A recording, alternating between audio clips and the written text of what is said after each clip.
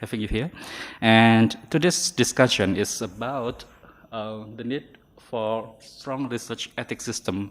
And our speaker here is Dr. Yodi Mahendradhata, and he is currently a director of the Center for Health Policy and Management, Faculty of Medicine of UGM, Indonesia. He is also a medical doctor by training, and he obtained a master's degree in international health from the Institute of Tropical Medicine, Charité Medical Faculty, Humboldt University, Berlin in Germany. Dr. Mahendradhata completed his doctoral in medical sciences at the Institute of Tropical Medicine, Antwerp, Belgium, and Jen University. So you got from two universities. It's a joint program. Okay, it's a joint program. And he is also currently leading the Southeast Asia Regional Training Center for Health Research supported by WHO TDR. His research interests are in the fields of global health, disease control, healthy policy, and management. He have authored and co-authored numerous articles in high-impact journals. He has been awarded the Scopus Young Scientist Award 2012. He was also an Alexander von Humboldt Visiting Scholar at the Institute of Public Health, Heidelberg University, between 2013 and 2014.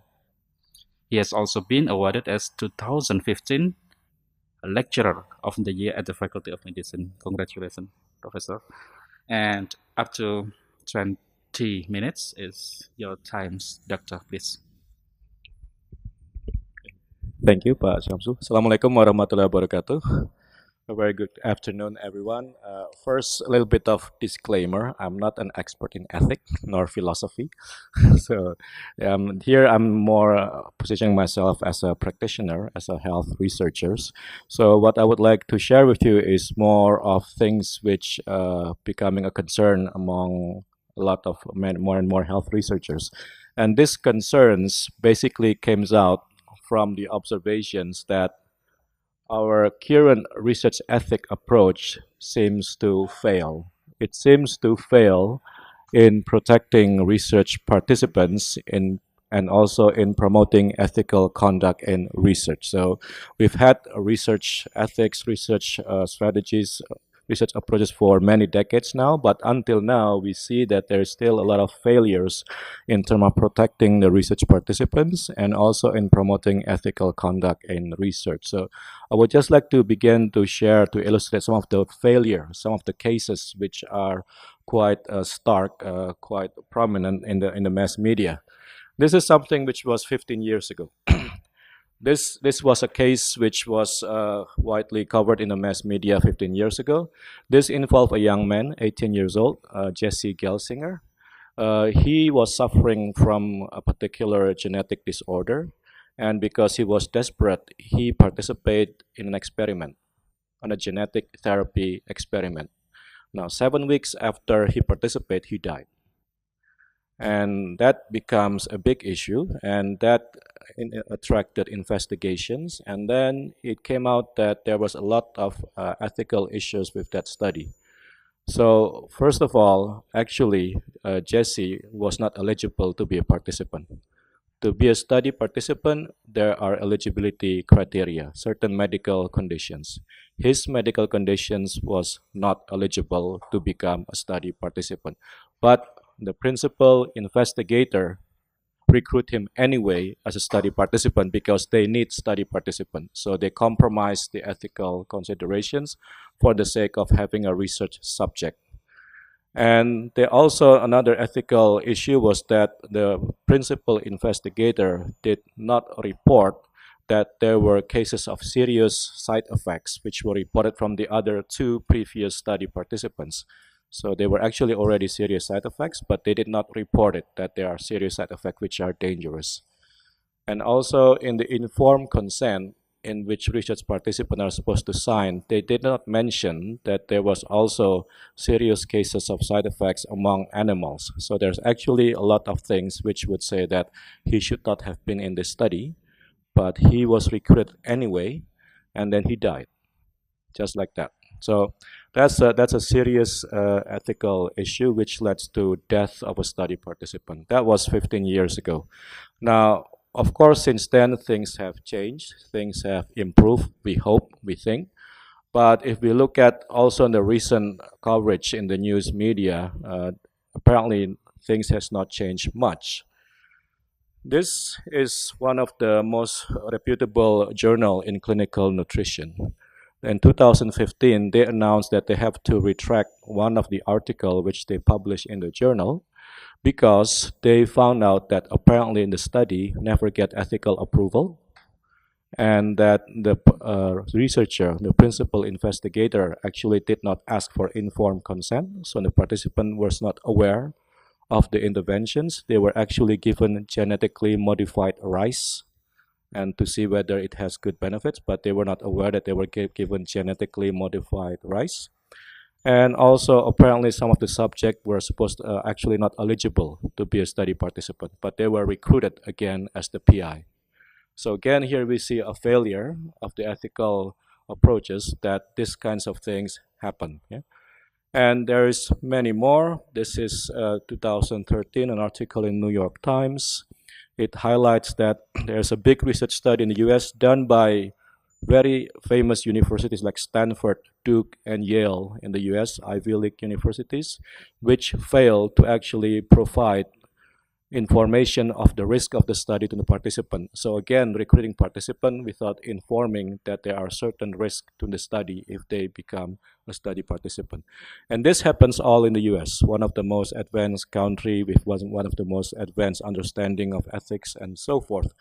And if we look at the developing countries, there are even much more worries. This is another article from the Huffington Post, and this highlights that there are a lot of unethical clinical trials which are still being conducted in developing countries, even much worse than what we see in the US.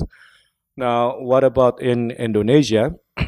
Unfortunately, our mass media is not so much interested in research ethics yet, so you don't see much about these kinds of news in Indonesia. We know there are some ethical violations. For example, a couple of years ago, our research ethics committee in the Faculty of Medicine received an application from a research team who has finished the study. So they finished the study and they asked us to give an ethical approval, which is something which is not possible. You don't give a retrospective ethical approval, you can only give it a prospective. But there was a research team from the UK who said that they need ethical approval because they want to publish in an international journal and then ethical approval, but the study was already done. So that's also something unethical. But there are some ethical issues which we also see in the mass media if it involves some politics. For example, this was a local news, Berita Jatim, which was mentioning that there was ethical violations from researchers from Universitas Jember in regard to a research on asset. And if you remember several years ago, there was also a big discourse, a big debate in the mass media regarding a study from IPB, Institut Pertanian Bogor, when the researcher investigated milk, baby milk, children milk, and they found that 22 milk products were contaminated by bacteria. And ethically, they're not supposed to say which are the companies, but then this creates a lot of concern from the public, and then it comes to the court, to the MA, Mahkamah Agung, which instruct the IPB, the researcher at IPB, and also the Ministry of Health to announce who are the producer of this milk formulas which are infected with bacteria. So this here you see conflicts between researchers who's trying to uphold their ethical principles, and on the other side, the public and also the government who wants to uphold more of the interest of the public, and then you see a conflict. So there we see that there's a lot of complex problems with the research ethics, and it boils down to the conduct of the individual ethics of the researchers. We see that there are still many researchers who are not willing to follow the rules. There are clear rules out there. There are researchers who don't respect ethical review committee or ethical review process. They just submit for ethical review process to ethical committee, but then they just take it as an administrative bureaucracy, but not really taking into account some of the ethical advice that to make sure that it's an ethical study. But also from the ethical review committee part, we also have challenges.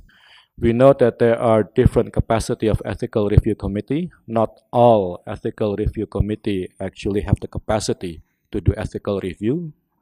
There are so many new ethical committee in Indonesia, and many of them are questionable in terms of their background, in terms of capacity, and so forth.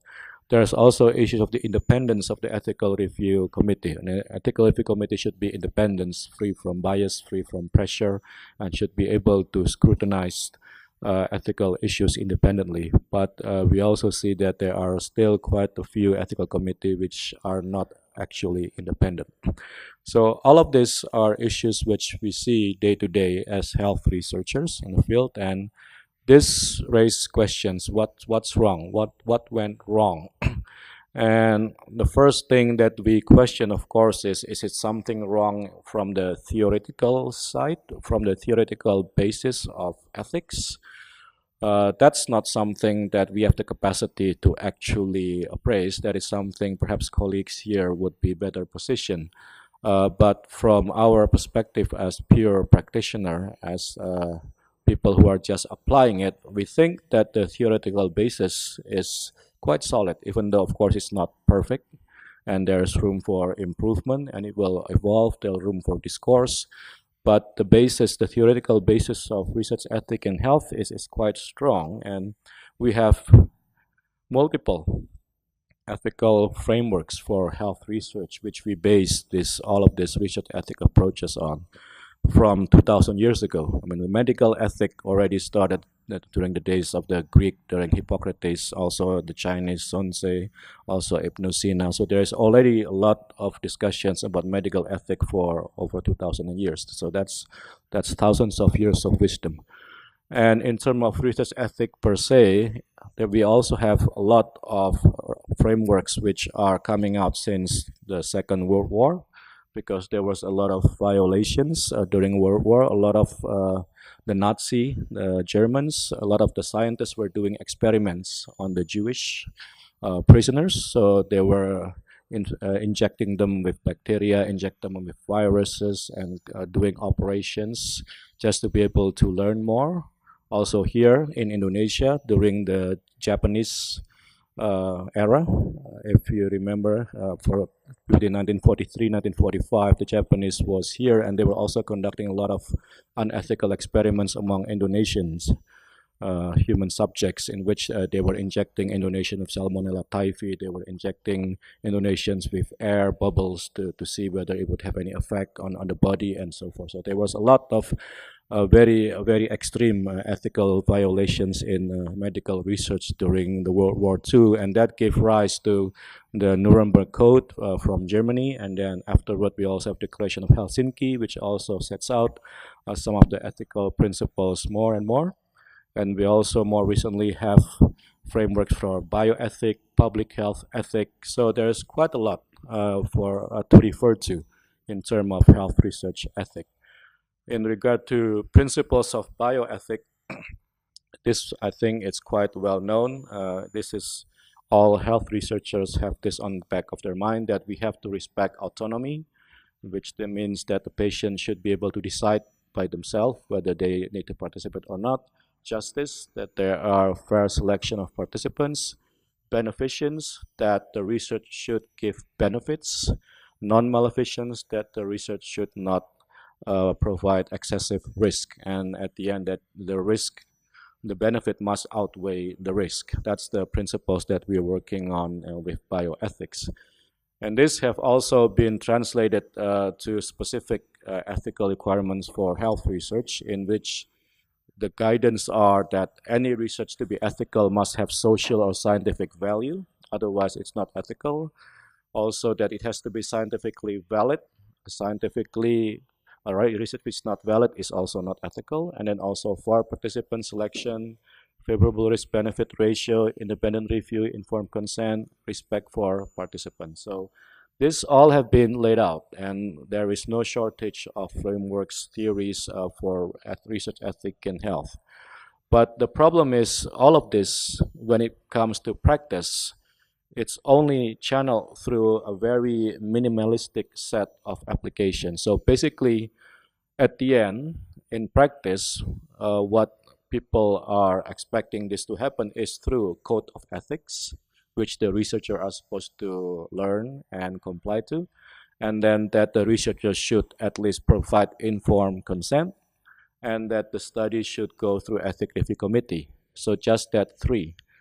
And there we see that this apparently is not enough. It's not sufficient. It failed because with just these three, we saw that there were participants who were not eligible who were recruited. We saw researcher who did not go through ethical approval. We saw researcher who doesn't do informed consent. So there are weaknesses in these approaches, which leads to all of the failures that we see in the beginning.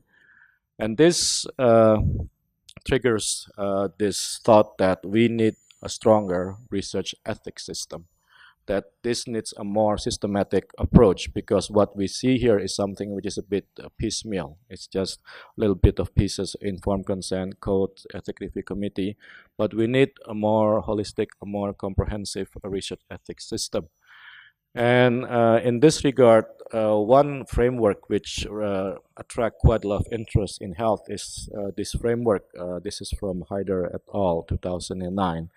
And here, basically, they are proposing that what we see here is what is related to the investigator conduct, which is the part on the middle. All of the conduct that we see, unethical conduct, is part of investigator conduct, and that is influenced by several components. It's influenced by the research ethic committee, but it's also influenced by institutional commitment. So research ethic committee is also influenced by the institutions. We have an ethic committee in the Faculty of Medicine Gajah Mada University, but the ethic committee is also influenced by the institution, which is the faculty and also the university. To what extent is the commitment of the university and the faculty to protection of research participants, to promote ethical conduct, that influence the operation of the research ethic committee. Also the independence of the research ethic committee, to what extent the faculty is providing funding for the research ethic committee to operate independently. That influence the operation of the research ethic committee.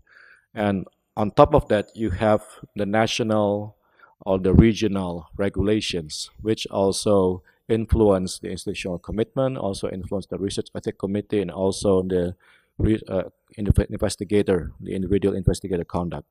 And all of that operates in an environment which could either be enabling, making it easy for people to be ethical, or make it difficult.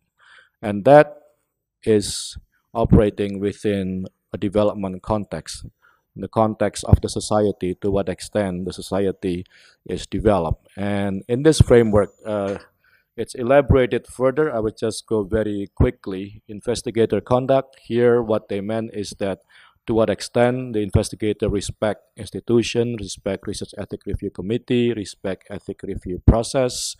Also, how does he value importance of research ethic review? That's the kinds of elements that we are looking for in investigator conduct. And then on top of the investigator conduct is an element of the research ethic review. To what extent the ethic review committee is independent, to what extent is the capacity to actually systematically scrutinize research protocol, to what extent they could monitor and oversee research, not just approving, but also monitoring and overseeing, to what extent they can make corrective action when there are ethical violations. Those are the things that we look for in the research ethic review committee element. And then there are the institutional commitment, to what extent they have commitment to protect participants, to promote ethical conduct, to provide the structure, to provide the procedures within the institution for the ethical process and for the ethical review committee to operate, and also to what extent that they conform with national and regional laws and guidance. And on top of that, you have the national strategy. Here we have legal regulatory authority for institutional review boards. You have national guidelines, relevant national bodies, budget priorities, investment in capacity building for research ethic and so forth. That's at the national level. And that exists within an enabling condition within the society in terms of civil society, accountability, trust in interactional process, and the freedom of people to determine boundaries of personal risk. So that's what they refer to as enabling conditions. And that sits within a broader framework of development. This is from Amartya Sen, development as freedom. And here they highlight the political freedom, economic facilities, social opportunities, transparencies, productive security. So that's in short the framework of the research ethics system, which we found quite interesting and which we think it's worth to consider to develop and strengthen if we want to prevent the mistakes, the errors, the failures which we see for the past years. And here we see that this is, of course, part of a broader system, and this is part of what we call the national research system. So the ethic itself is just one part of the national research system, where the functions of stewardship, financing, creating, producing, using research. And here we see that the ethic is an important element of the stewardship function in terms of setting and monitoring ethical standard for research and research partnership. So that's just a brief overview of the research ethics system and how it sits within the national research systems.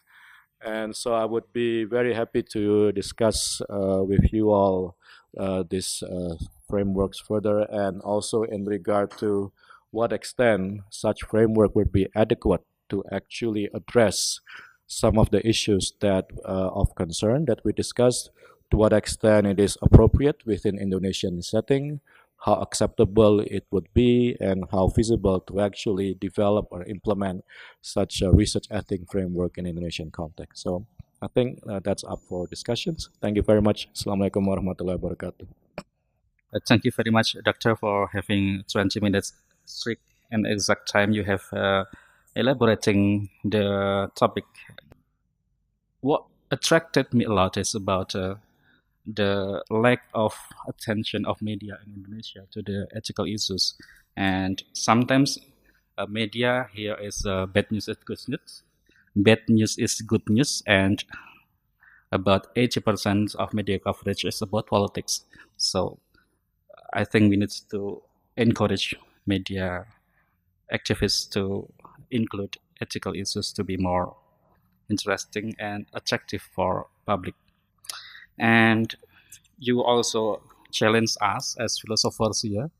No, it's not so much about the code of ethic itself, code of conduct and things like that. Since as far as we know, this is quite clear from the theoretical point of view. The thing that we need to discuss a lot is how to the institution of this to implement this kind of conduct. Let's say, for example, in Indonesia, so far there is no sense of should we differentiate between the research regarding the human subject in social science and humanities. So, my question is perhaps simple. What is the most important thing that needs to be prioritized in order to realize this strong ethics system in Indonesia, especially? What is the fundamental problem that we are facing? Okay. First of all, I would like to also comment a bit on these divisions between research on human subject, between social and medicine and natural sciences, which is quite an interesting discussion also. And perhaps the medicine is a bit more advanced because the harm is very obvious.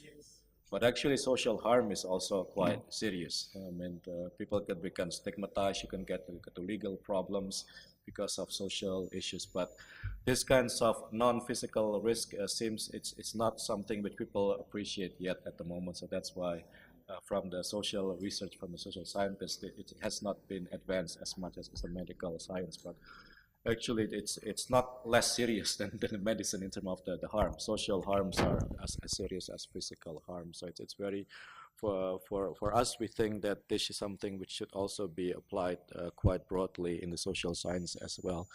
Now, in regard to the framework for the research ethics system and where do we start, that's a very good question. For me, I would recommend to start on the baseline of what we have at the moment. Yeah? But instead of starting from zero, what we have for the moment are, which is on the three things which I highlighted, basically this: ethic review committee, informed consent, code of ethics, and what we have on the ground in many parts in Indonesia, especially in Faculty of Medicine, in hospitals, are ethic review committee. And this one, but the capacity is very wide. I mean, there are some which are very strong, which are very good, which have complete compositions of people who are capable of doing ethical review committee, but some are just stamping authorities. I mean, you get a submission and you just look for a few minutes and you just stamp and you pay and you get. So that's a wide variation. So for me, the most strategic entry point is the ethic review committees, because it's already in most parts of Indonesia, and but broadening it not just for medicine and health, as you have also suggested, but broadening it to more university level, interdisciplinary level. Health just become an entry point, yeah? And also to build the capacity of the ethical review committee. That's something which is, I think, quite concrete and pragmatic, and it's not too difficult to do. Instead of going into national regulations or authorities and so forth, which will take some time. But just to start with the committees which are already there and try to build, to expand that to become a more broader scope, and also to build their capacity. Because now there is no mechanism to ensure the capacity of the ethic review committee. So nobody knows which is a good committee, which is not, which is a bad committee, and so forth. So because no one can tell the difference. So perhaps we can think of an accreditation program for ethic review committee. So meaning that people know this is an accredited ethic review committee, this is not accredited, so people know which one is more better, which is of good quality, and which one is questionable quality. Because sometimes you have conflicting results, and sometimes this is just because the difference of the quality and capacity. But that I think would be a strategic entry point, just to start with which is already there, which is the ethic review committee, strengthen them, build them, expand them, and take it from there. Can I have a personal question as far as your experience in medical faculty? Do the people who are going to conduct research there have like exact procedure and processes that you all guys in the faculty knows what to do? Yeah. What is the first step and the second step until it is approved, and then Yes, so we have our ethical committee for many years now, and they have clear procedures, and they are recognized internationally by WHO. So they follow guidelines, international guidelines for ethical review, and we have an online system for ethical review. So every faculty members, every students who is going to do research, they just have to open their ethical review committee online system, and they will see what are the requirements, what are the forms to be completed, and they would know at what stage is the ethical review process. Is it still in the screening stage? Is it a full review? Is it exempted? Is it expedited? So it can be traced online. But it's not without problem. The thing is, because we are so concerned with this, the policy in the Faculty of Medicine is all research should be sent for ethical approval. But then we have too many students. We have hundreds of students, and so the load of the review becomes very huge, very large, and that makes the process very long. So now it takes the shortest time would be 6 weeks. It could be 6 months. Depends on the study. If it's a very big and complicated study and very risky study, and they become very careful and they want to scrutinize, and they do several meetings to be able to review it. But if it's a very simple study, then it could go very fast. But because it's a huge load, then it becomes longer. So the procedures are in place, but there is still bottlenecks in terms of the process, and that's frustrating for many students because they also have time pressure. They want to finish their study as soon as possible, right? But if they don't have an ethical approval yet, they cannot proceed with their study, and sometimes that takes long. Okay, thank you very much, Pak Agus. I'm still inviting some more comments from you guys. We have a big case like the dead coffee, yeah, where the Jessica and the case is still continue and become the research. Some people did research on the Jessica case.